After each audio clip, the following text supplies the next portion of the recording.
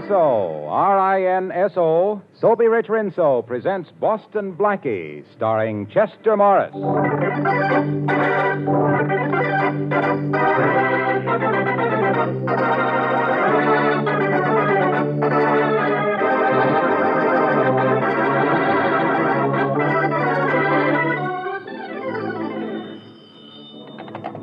Hello? Is Mr. Manletter there? Why, no, I'm sorry he's not. This is his secretary, Miss Rochelle. Can I help you? Yes, you can deliver a message for me. I've been trying to reach him all day. This is John Partridge, president of the Morton National Bank. Mr. Partridge, but... Well, Arthur Borden is president of the Morton Bank, isn't he? Not since yesterday, he's not. Give this message to Mr. Manletter, please. Tell him that his notes to the bank were due and payable on Monday of this week, and we must have our money. But, Mr. Partridge, we showed our books to Mr. Borden only last week, and he agreed to extend the notes until our accounts receivable came in. Our business is in fine shape, Mr. Partridge. Our books prove it. Please tell Mr. Manletter that we'll accept our money in the morning, Miss Rochelle. But it's $100,000. We can't possibly raise that money overnight. I'm sorry, that's Mr. Manletter's problem. Goodbye. $100,000. Hello, Gene. Mr. Manletter, the bank just called. There's a new president, and And they want to foreclose on my notes. How did you know? Read this letter. I got it at the house this morning. Here, read it. If you want to know how to prevent the bank from foreclosing on your note, have your friend Boston Blackie visit a house at 50 Hunter Street at 7 o'clock this evening. Signed, a friend. Mr. Manletter, what does that mean? I don't know. I can't see any connection between the bank and Blackie. But I do know I won't ask him to go to Hunter Street. Well, can we raise $100,000 for the notes overnight? I don't think so, but I'll try. Only there isn't much hope. Then you must call your friend Blackie. No, it can only mean trouble for Blackie. I don't know how or why, but it must be trouble for him if I'm being forced to ask him to go there. But Blackie thrives on trouble, Mr. Manletter, and it'll save your business. No, I won't call Blackie. I'm going out to try to raise the money. You'll hear from me later. All right, sir. Alice, will you call a number for me, please? Get me Boston Blackie.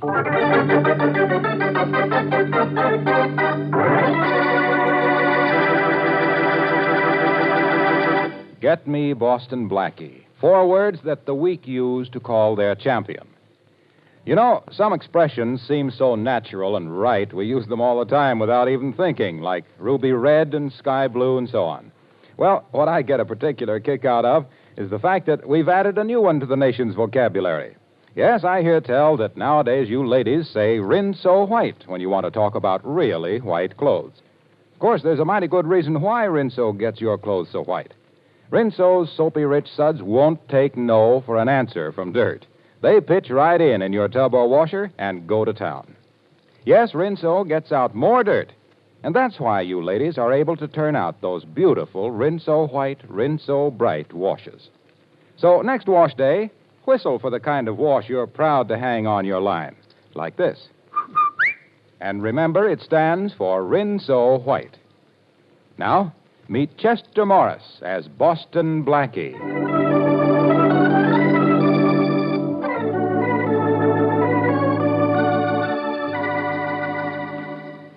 Tell me, Blackie, which one of these girls do you like best? Come on, take a look at their pictures. Come on, will you? All right, Shorty. I'll judge your personal beauty contest for you. Now, this blonde here... Yeah. Hold it, Shorty. I'll get the phone. Hello? Blackie? Yes. Blackie, this is Jean. I had to call you. Mr. Manletter's in terrible trouble. Hey, come on, will you, Blackie? Come on, get off that phone. I got to know about this redhead. Lay off, Shorty. What is it, Gene? What's the matter with Arthur? The bank called an hour ago. I've been trying since then to reach you. They're going to take over the business if Arthur doesn't redeem his notes for $100,000 by tomorrow morning. Well, they can't do that, Gene. Yes, they can. The notes are overdue. Hey, boss, what about this brunette? Now, come on, will you? Quiet. Not you, Gene. Look, honey, I haven't anywhere near $100,000, and I wouldn't know where to go to get it by tomorrow morning. I didn't expect you would, Blackie, but Mr. Manletter received a message saying that if you come to 50 Hunter Street at 7 o'clock tonight, the notes will be renewed. If I go to 50 Hunter Street, well, what does that mean? I don't know, Blackie. But if I show up, they'll renew? That's what the note says. Mr. Manletter knew you'd be in some kind of danger if you went, and he wouldn't ask you. Oh, don't worry, chick. You'll hear from me. Bye. So you finally got done. Now, come on, help me. Look at it. See, I got 50 pictures here. Pick out the one I should print up on my wall. I can't do anything about your pin-up problem now, Shorty. Oh. I've got something at 50 Hunter Street that I've got to pin down.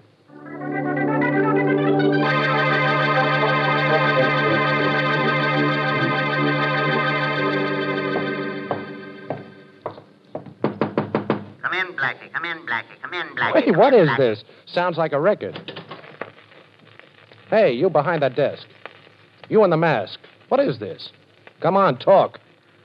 First of all, Boston Blackie, don't try anything foolish. There's one of my men behind you with a gun. And now that you've turned around to see, let me tell you that you are listening to this recording which I made because I don't want you to know what my voice sounds like in person. A record, huh? Well, personally, I prefer Harry James. Blackie, I want you to listen carefully to what follows. Have you anything to say? Sure I have. I hope you'll... Oh! Okay, boss. Take the record off. He's out cold.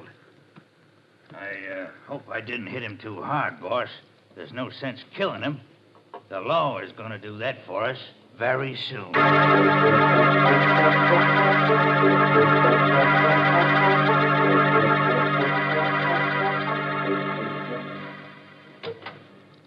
Gee, Blackie, where you been? I've been having pups. Well, I hope they look like their mother. Well, I'm back, Shorty, only I'm not the same guy. You should have had your head examined for going down to that Hunter Street joint. Yes, I had it cracked. That's worse. Take a look at this, Shorty. A bullet hole? Yeah. In your coat pocket. Who'd you shoot, Blackie? I didn't shoot anybody, Shorty. Somebody slugged me, and when I woke up, my gun was gone, and this hole was in my pocket. I must have been out for hours. It's almost 11 o'clock. I called Jean, and she told me the bank renewed Manletter's notes the minute I showed up at the Hunter Street place. Somebody sure took an awful crack at you, hey, Blackie? Yeah, it's more than that, Shorty. Only how much more and exactly what, I don't know. Get my robe, will you, please? Yeah, sure, boss. Give me your coat, and I'll hang it over this here chair. Well, here it is. Blackie, what do you make of this business this afternoon? I don't make it. It's got me stumped. Yeah, me too. Well, here's your robe. Thanks. I think I'll lie down and relax for half an hour. Would you mind fixing me some coffee, Shorty? Sure. Have it free in just a minute, boss. Thanks. Hello, Blackie. Glad to see me? Well, Inspector Faraday, of course I'm glad to see you. Which goes to prove how easy I am to please. Very funny. Well, Blackie, I think you overdid it this afternoon. Well, my head sure feels like I did. That isn't what I mean. Did you ever hear of a private detective named Fred Visual? That crooked Shamus? Yeah? Oh, sure, I've heard of him. And he's heard of me, too, Faraday. I got the guy's license suspended when he tried to blackmail me. A couple of friends of mine, last year. That's the guy. He didn't like you, Blackie. I'd feel a whole lot worse if you said Rita Hayworth didn't like me. You didn't like him either. I hate rats, Faraday. Come on, what's all this about? Nothing, only Visual was found shot to death an hour ago. What? I'm taking you in for his murder, Blackie. Now, let's get going. Now, look, Faraday, you've done ridiculous things every day of your life. But right now, you're borrowing from next week. What makes you think I bumped off Visual? I don't think it. I know it. We've got your gun, and it's got your fingerprints on it. Oh. We found it near Visual's body. And if I'm not mistaken, isn't that a bullet hole in the pocket of this coat of yours on the chair? You fired from your pocket. Well, maybe I burned the hole with a cigarette. No cigarette ever burned a hole like that. Now, come on, let's get going, Blackie. Get dressed and hurry up. Take off that robe, put a coat on. You're coming with me. Come on, take that robe off. All right. Pretty robe, isn't it? Too bad you won't be allowed to wear it in jail. You like this robe, Inspector? Mm-hmm. Well, here, take a good look at it. Lovely. Take a good look at it. Right over your head. Shorty. Yeah, I'm right here, boss. I was waiting for a signal from him before I conked Well, him. help me tie him up, Shorty. We'll use the cord from the rope. Now, quiet, Inspector, quiet. Don't you know it's impolite to talk with your mouth full? You'll be tied up like a chicken in just a little minute now. Well, I know what the score is now, Shorty. Somebody's fixed it to look like I knocked off Fred Visual. Yeah, I heard. Ain't a very pretty picture, is it, boss? I'm not worried about the picture, Shorty. I'm worried about the frame.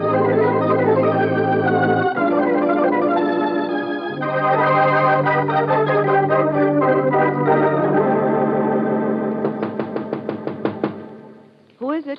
Who's there? Let me in, Jean. Hurry. It's Blackie. Blackie. Oh, thanks. I'm sorry about coming to your apartment at this hour, Jean, but I couldn't reach you on the telephone. Well, they closed the downstairs switchboard at midnight. Oh. What is it, Blackie? What's wrong? I need information, Jean. I need all you know or can remember. There's some connection between a private detective named Fred Visual and somebody at the Morton National Bank. Now, who was it that spoke to you on the telephone? The new president. Oh. His name is John Partridge. Well, that's the man I'm going to see. Faraday's on my trail again, Jean, and I've got to clear myself. Oh, you'll never be able to get into the bank to see Partridge, especially if Faraday has a dragnet out for you. As soon as you show up, they'll throw you in jail. Oh, and don't worry. I'll figure out a way to get in to see him. But if I don't get anywhere with Partridge, I'm a dead duck. Good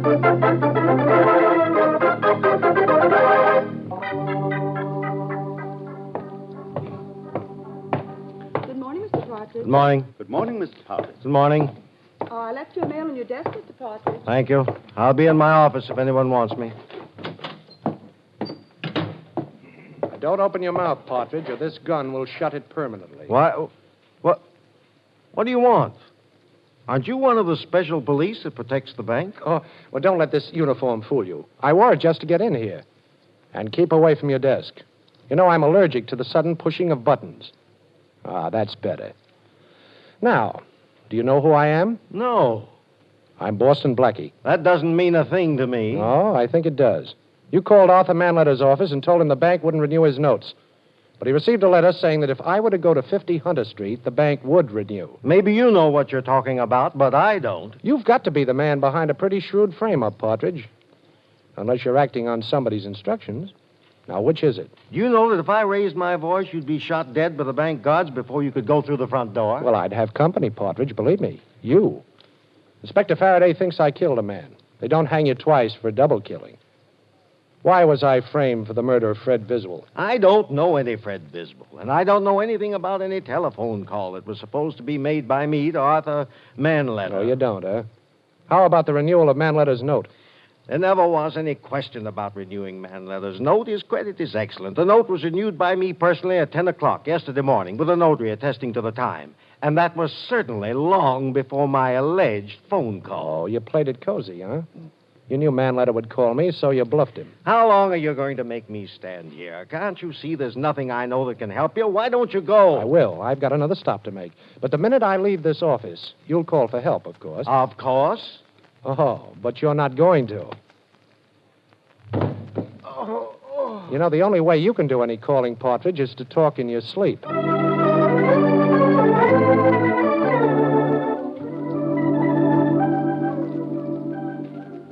Mr. Borden? Yes? I'm sorry to disturb you at your home. My name is Boston Blackie. How do you do, Mr. Blackie?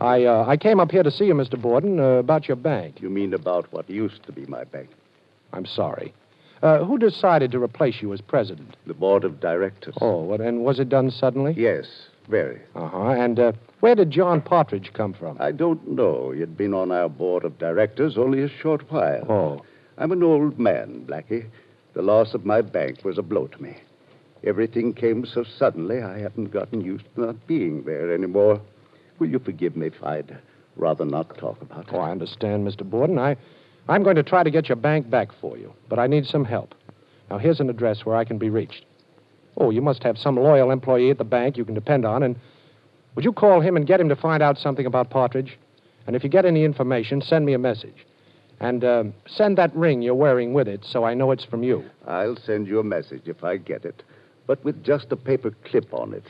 I haven't been able to get this ring off in years. The paper clip will identify my messenger if I hear anything. Good. Give me a little help. I'll turn a murder over to Inspector Faraday, get rid of the charge against myself, and give you a bank right in your side pocket.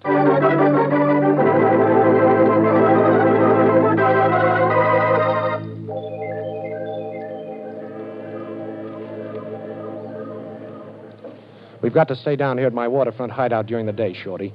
Every cop in town is on our tail, and Faraday's sworn he won't sleep till he brings me in. It's okay with me, Blackie. And go ahead, it's your deal. You got me, let me see, you got me 60 to 17 and 2 boxes. Go ahead, it's your deal. You know, one thing about gin rummy, it sure passes the time away. Yeah, it passes my dough away, too. Okay, you two. Hoist him. Come on, Patsy. Yeah, I'm coming. Now, look, Blackie. Stand up and don't try nothing foolish. I know all about you and your tricks. Well, I wasn't exactly going to ask you to pick a card. Who are you? A guy who ain't going to be outsmarted by you. Oh? Tie the little guy up, Patsy. Yeah, I'll tie him up good, too. Don't talk. Tie. I'm tying him. He ain't going to go nowhere for a while. Okay. Suppose we start moving, Blackie. You ready, Patsy? Yeah, I'm ready, Mug. Well, of course, don't anybody ask me. You're ready, Blackie. But you don't know for what. Now, start moving. Oh, this is a ride, huh? Okay. One way? Oh, I wouldn't say that, Blackie. We're coming back. Patsy and me. But we got orders to get you. Orders to get me, huh? Dealing in the Blackie market? You'll strain an arm reaching for jokes like that, Blackie. I thought that was rather clever, as a But matter you of might as well know something. Yeah? We ain't taking you on any gang ride. We're turning you over to the cops. Yeah, I'll bet. A couple of hoods like you wouldn't go within 2 miles of headquarters. I guarantee Faraday's got charges hanging over both you guys. Maybe. Only he'll be so glad to see you, he won't be able to think straight. All right, let's get moving, Blackie. And remember, I'm the guy that's got the gun on you. Okay, Mug. But take my word for it, someday you're going to beg me to forget that.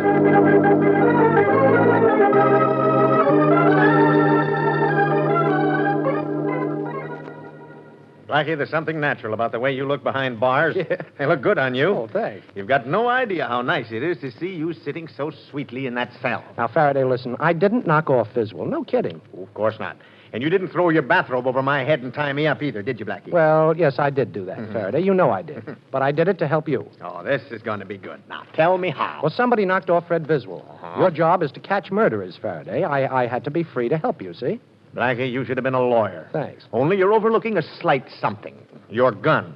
Your pretty little gun. With your fingerprints on it. And a slug from it in Viswell's head and the bullet hole in your coat pocket. Nobody else killed Viswell, Blackie. You've got no alibi. You hated the guy and your gun did the job. Looks like kind of a perfect job to me. This is a frame-up, Faraday. Now, you've got to do something you've never done before. Oh, what? Use your head. Look, you're in jail, Blackie, and you tell me to use my head. Don't you think this is a spot where you should use yours?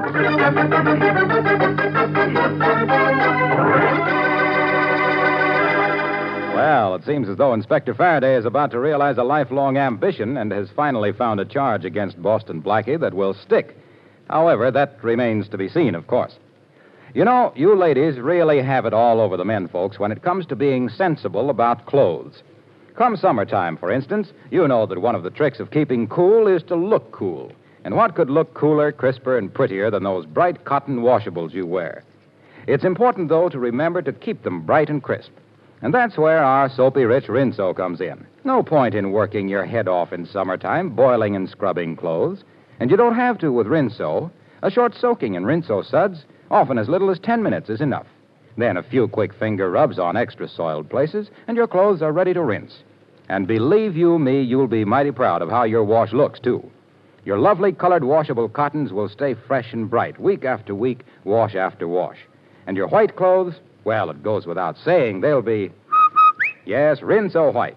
So get Rinso next wash day for a Rinso white, Rinso bright wash.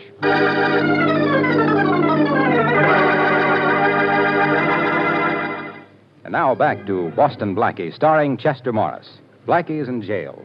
Inspector Faraday knows that it was Blackie's gun that killed Fred Viswell, and Blackie can't clear himself while he's in prison.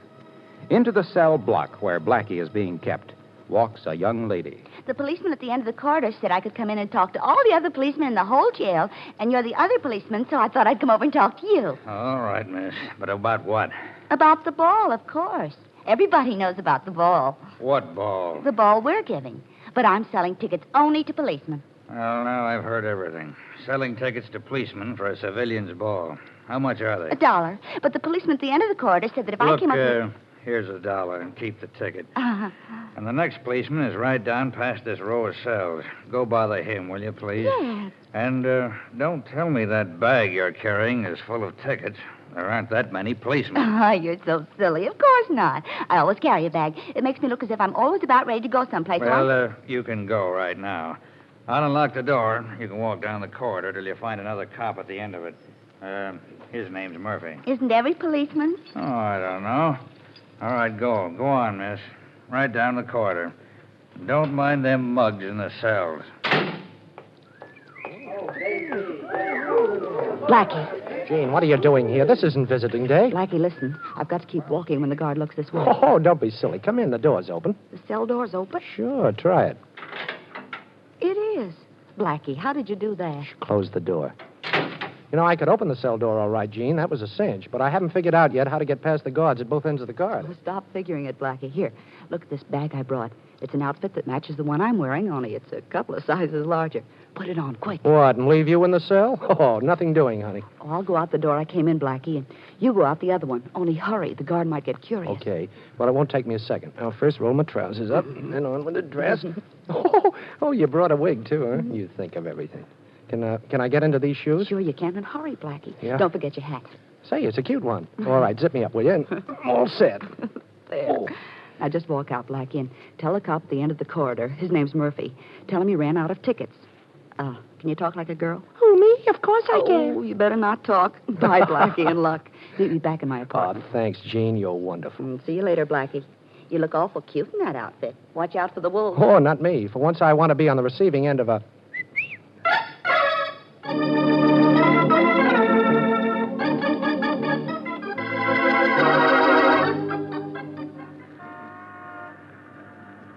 This is the house, Shorty, 50 Hunter Street. I don't know what I'd expect to find here, but let's go in. Why, boss? Well, maybe I can pick up something inside that'll give me a clue to that masked man. You see any lights? No. Nope, there ain't any but. Okay, now don't hit your flashlight till we close the street door. Oh, what kind of a lock is this? I don't know. But if you're working on it, it's an easy lock, I'll guarantee that. No, Shorty, it's an open lock. Come on in. Shh, quiet. Hit your flash, Shorty. Right. Yeah, this is the room where I got conked. The masked guy sat right over there facing me with his hands folded on that table, and he... Shorty. What? Oh, what happened? I know now who the masked guy was, Shorty. Yeah? I'm going to straighten out this whole mess. Wait till I look up a number in this phone book. Let's see. Who are you calling, Blackie? I'm calling the murderer of Fred Viswell. Wait a minute. Yeah, here it is. Well, now let's hope I sound like the mug. Hey, boss, this is a mug. Come right down to Hunter Street house. I got Blackie here. He's Hoyt. Oh, you want to talk to him? Okay. Talk to the boss, Blackie, or you get it again. Here, take the phone. So you're the boss, huh? Well, what am I supposed to do, applaud? Give me that phone, Blackie. Okay, boss. Yeah, that sure is Blackie, huh? Oh, you'll be right down? It worked, eh? Good. Yeah. What a swell. Okay, Shorty, now you beat it. I'm staying right here, and I'm handling this alone. But I have a job for you when you get outside. Okay, boss. It may decide who dies for the murder of Fred Viswell. And just between us, I'd rather it wasn't me.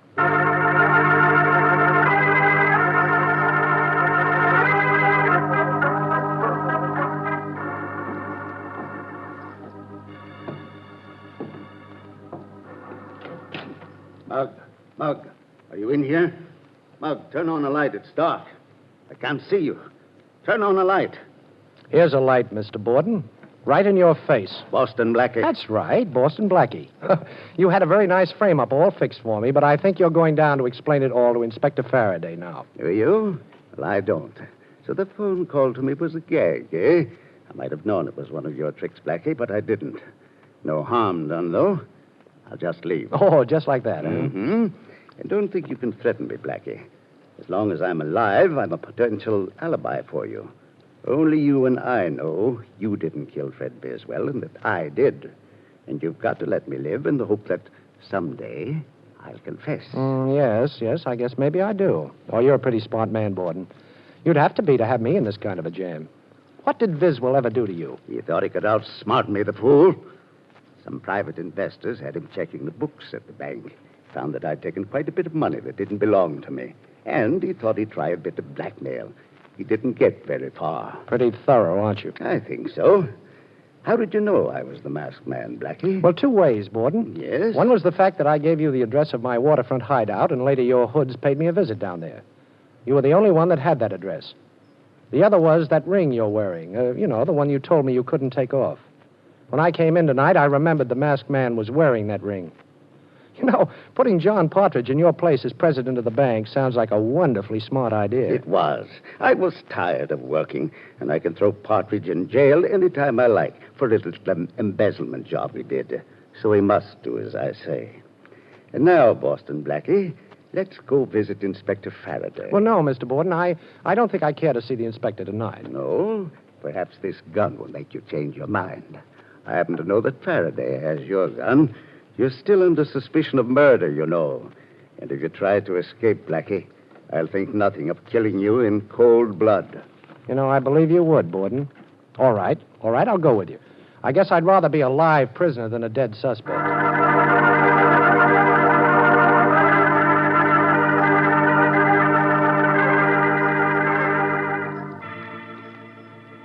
Here's Inspector Faraday's office, Blackie.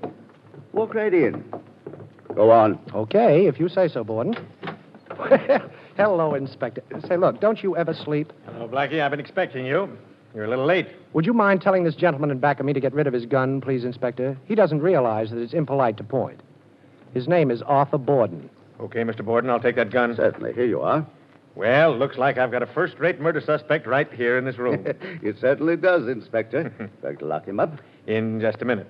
In fact, I might as well do it very legal and proper. Arthur Borden, you're under arrest for the murder of Fred Viswell. What? Me? Why, I... Save it. I wish it was Blackie, only it isn't. We've got your confession in your own voice, right on a dictograph record. A dictograph planted in my Hunter Street house? Right. That's impossible. Nobody could have put a dictograph in there. You tell him, Blackie. You figured this thing out. Well, before you came into the Hunter Street house tonight, Mr. Borden, I dialed the inspector's private number on the telephone and left the receiver off the hook, you see. I had Shorty call him before and tell him to expect his private telephone to ring. All the while you were telling me how perfectly you would frame me, the inspector was listening on this end. Yeah, not only listening, but having the whole thing taken down on a record. Say, Inspector, I did you a favor, didn't I, by turning up Viswell's murderer?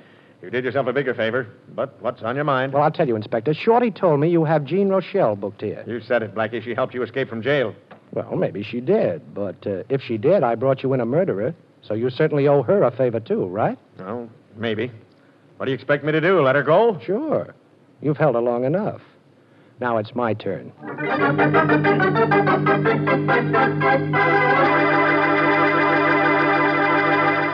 You've heard about making mountains out of molehills, but here's how to make mountains of dishes go right down to nothing in a hurry. You put some rinso in your dishpan, and up go the suds. Plenty of thick suds from surprisingly little rinso. And down goes that stack of dishes in practically no time. Yes, dishwashing is a mighty easy, simple job with rinso helping out. China, silver, glassware, they're all shining brightly in a jiffy with Rinso's soapy-rich suds on the job. Why, even your pots and pans come clean easily when Rinso gets to work. Use Rinso, too, for all the soap and water jobs around the house. It's swell.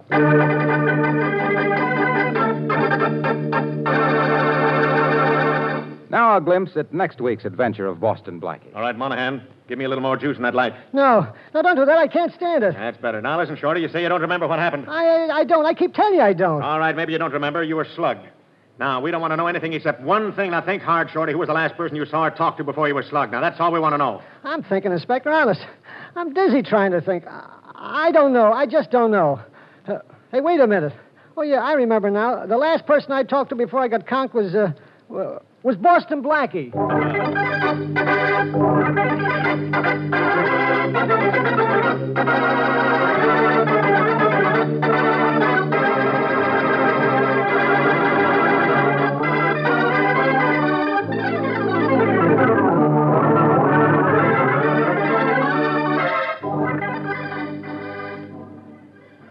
Be sure to listen in at this same time next week for another exciting adventure with Boston Blackie, starring Chester Morris with Richard Lane as Inspector Faraday. You can see Chester Morris as Boston Blackie at your favorite movie theater. Boston Blackie's latest Columbia picture is One Mysterious Night, soon to be released. Original music for the program was by Charles Cornell. This is Harlow Wilcox speaking for the makers of Rinso and wishing you all a very pleasant good night.